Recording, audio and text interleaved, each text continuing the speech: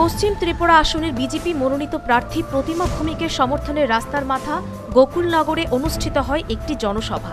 এই নির্বাচনী জনসভায় বক্তব্য রাখতে গিয়ে মুখ্যমন্ত্রী বিপ্লব কুমার দেব বলেন, এবছরের লোকসভা নির্বাচন অন্যবারের তুলনায় ভিন্নধর্মী। পাকিস্তানের জঙ্গি দমনে ভারত আক্রমণ করলে যারা প্রধানমন্ত্রী নরেন্দ্র মোদীর বিরুদ্ধে আঙ্গুল তোলে তারা এবারের নির্বাচনে শনাক্ত হবে। এক কথায় ইতিহাস তৈরি হবে এই লোকসভা নির্বাচনে। লোকসভা নির্বাচন আমি আগে বলছি, প্রতিবারই লোকসভা নির্বাচনের 5 বছর পর মানুষ তার নির্ণয় করে, কিন্তু এবারে নির্বাচন আলাদা।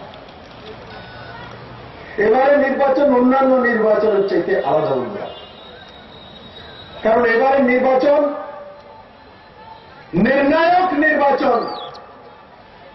এইবারের নির্বাচন যারা ভারত বিরোধী মানসিকতা রাখে তাদেরকে চিহ্নিত করার নির্বাচন। এবারে নির্বাচন এক ইতিহাস তৈরি করার নির্বাচন। তাছাড়াও এই জনসভায় উপস্থিত ছিলেন পশ্চিম আসনের বিজেপি প্রার্থী প্রতিমা ভৌমিক, যুব নেতা টিঙ্কু রায় সহ অন্যান্যরা। নির্বাচনী এই জনসভায় জনসমাগম ছিল লক্ষণীয়। Bureau report, news vanguard.